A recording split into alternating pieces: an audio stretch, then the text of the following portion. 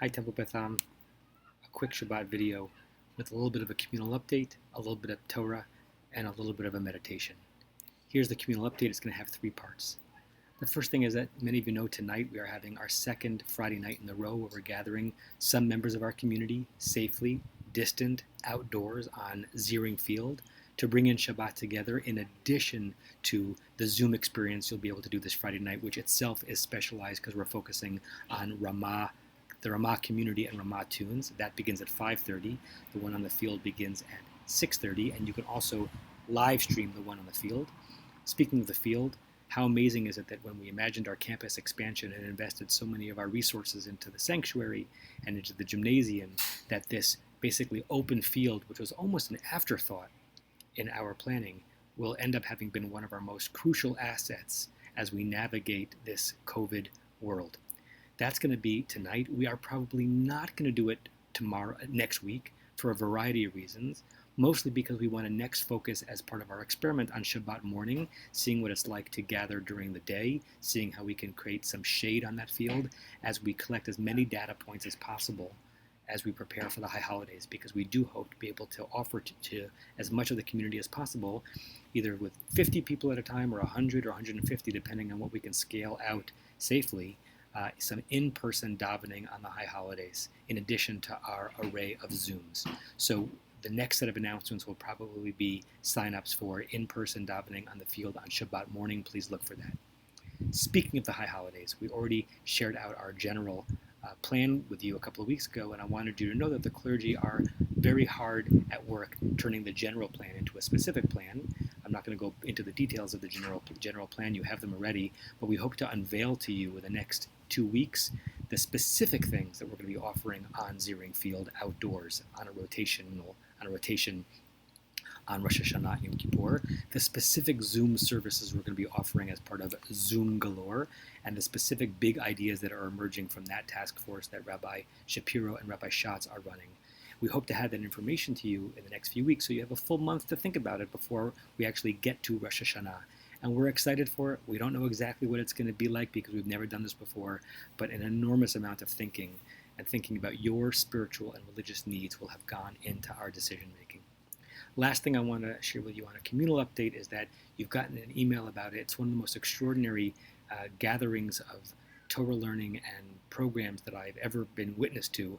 Our amazing Rabbi Rebecca Schatz has curated a truly incredible set of programs called Elul Plus, Elul being the month before Rosh Hashanah. It actually begins before Elul. It begins as early as this Monday. She has brought together an unbelievable group of teachers and scholars and presenters so that you can have an enriched experience as we move towards the strangest high holidays of our lives. We're also going to be offering this program to people outside of our community as well, but primarily it's for you. You're going to have to register and sign up. Sign up for as many as you can and fill up your hours over the next 6 to 8 weeks with what this amazing program is offering you. And kudos to Rabbi Schatz for putting this all together. Okay, that is the update. Here's a brief word of Torah. Parshat Vaethanan, that's the parsha that we're in. The parsha is sometimes referred to as Shabbat Nachamu, from the opening words of the Haftarah from the prophet Isaiah, a comforting Haftarah, after we went through the devastation of Tisha B'Av, the day of fasting and mourning for the destroyed temple, which was yesterday. Now we get into a comforting zone, but I want to focus on the parsha itself and the opening line of the parsha. Vaethanan el Adonai. Moses is saying Vaethanan from the root chet nun nun, which means to plead or to appeal to someone's graciousness. That's the root chen, chet nun. It's an interesting form because it's reflexive. Usually a reflexive verb means you're doing something to yourself. So we'd have to translate it somehow as I pleaded with myself, even though Moses is really pleading with God. Pleading with God to do what? Moses is remembering that he pleaded with God to let him into the land of Israel, land of Canaan, after God had punished him by saying you're not permitted to go in because of your sin of having hit the rock rather than speaking to the rock when the people were thirsty. Interestingly, Onkelos, the turn of the first millennium proselyte who translated the Torah into Aramaic, which was the lingua franca, the language that the Jews spoke at the time, and it's the oldest extant translation of the Torah completely into a language that people spoke back then. Doesn't mean his translation is accurate, but it means it gives a sense of how they understood the words back then. He translates Vaethanan using the Aramaic word for the Hebrew word pray. Moshe prayed. Moshe prayed to God. What do we think that meant? What did it mean for our ancestors to pray? What was Moses actually asking for? Rashi, who lives about 1,000 years after Onkelos, says the following on the notion of Vaethanan. He says this concept chinun, to plead, no matter where it's used, it's only used vis-a-vis asking for something chinam, asking for something without giving the cause, without giving the reason. And he says even though tzaddikim, even though righteous people who have plenty of merits, have a right to ask for what they're asking for in response to their merits, look, I deserve this. Even though a tzaddik should be able to turn to God and say, look how righteous I've been. Look how devoted I've been to you. I should get it for that reason. What Moshe did was to plead his case without asking for why. Not saying, these are all the things that I can put behind me to explain why I deserve this. He just did an open plea. Sometimes it's more effective to ask for something without giving the rationale for why you're asking. Even though you might think if I can plead my case rationally, I have a better chance of getting a yes. It also means if you plead your case rationally, the person to whom you're pleading might say, I disagree with that reason, and that's why I'm withholding it. But if you just put your entire self out there and say, I'm asking for this, sometimes it brings a better response. What's interesting here is that the Torah is recording Moshe's memory of having pleaded to God to be let into the land of Israel, pleading in this notion of chinam without explaining why he deserved it. And it's a pleading that ends up in vain because God doesn't permit Moses to go in. God says to Moses, no matter how much you have pleaded with me, my answer is still no. Which means that we can relate to the scene in at least two ways. First of all, we can identify with the Moshe character, identify with what it means to ask for something that you think you really are owed, that you really deserve, asking for it just on the merit of who you are, rather than building up a case. What does it mean to turn to someone in authority or power and explain, these are my needs, this is what I want, and to be in that vulnerable place as you hear the response or wait to hear the response. We can identify with that character. But there's another thing I want us to consider as we can think of Rashi's explanation of it. What does it mean to be in the God role in this scene? To have someone be asking something of us, and our being in a position to grant it or not grant it, and to grant it not based on whether they deserve it, but to grant it as a representation of our grace, our generosity, our largesse, our beneficence. We have an opportunity, believe it or not, to be greater and grander than the Holy One in this particular case. God said no. We don't have to judge whether or not the reasons were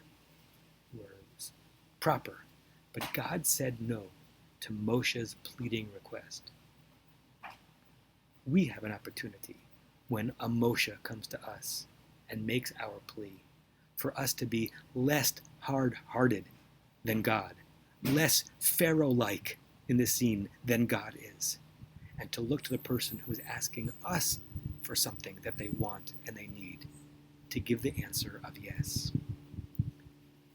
Giving a yes is a beautiful thing. We can't say it every single time. Not every request deserves a yes, but sometimes I sense that more requests deserve yeses than we are sometimes inclined to give. So this Shabbat, think of yourself as someone who transcends God in this scene. Think of the Moseses in your life who are Vaetchananing to you, pleading for something that they want, that they need, they might even deserve. And be big enough to say as yes, as often and as expansively as you can. That's my charge for us this Shabbat. And if you do not want to stay for the meditation, you can say goodbye, and I say Shabbat Shalom, and I miss you and I love you. And I do miss you and love you. And if you want to stay for a meditation, encourage you to close your eyes as I close my eyes. And feel the beautiful blanket of tranquility come over you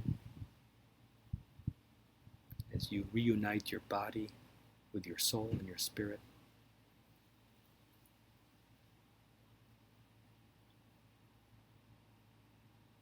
You feel yourself settling in to the chair or the couch you'd already been sitting in, but now you're there deeper, more present, more grounded. And you are also simultaneously and somewhat paradoxically beyond the specific locus in which you find yourself. You float, you soar, you reach, you transcend.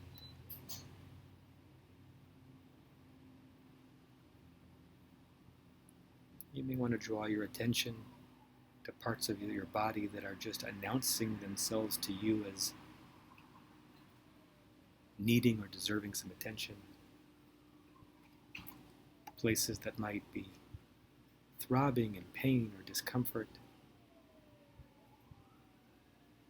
such that you can bring your consciousness to that part of your body and almost some magical thinking bring comfort and solace to an ache, to a hurt.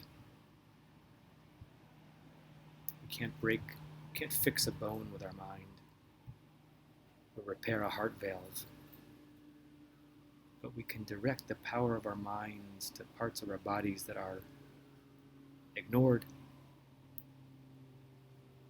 and just with our focus, bring them a certain vitality.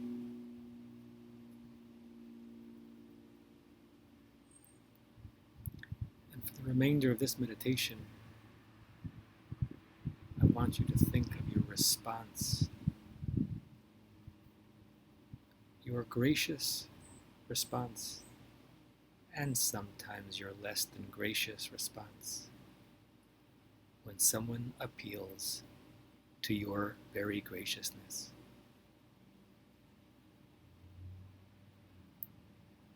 Who has been, who is now, who will be a Moshe to you, asking you for something that you and only you have the power to grant?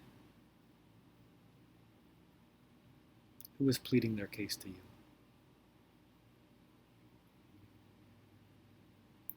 Who is waiting for your answer? Who is reliant on your goodwill?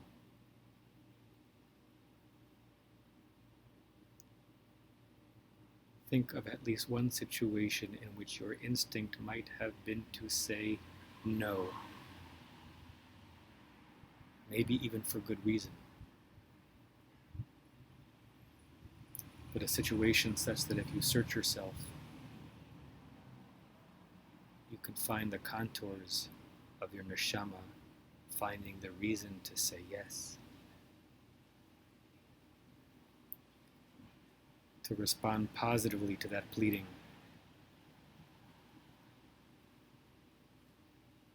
To represent the very graciousness, the very grace to which that person is appealing.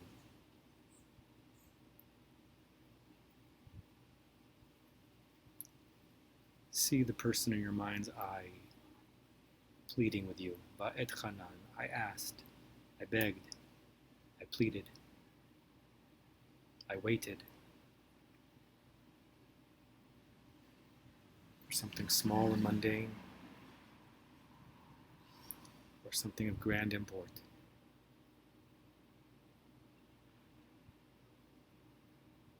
And now see yourself, feel yourself, watch yourself, saying a yes you didn't expect to say. Saying a yes that even God didn't say. And now feel what it feels like to be more generous than you thought you would be.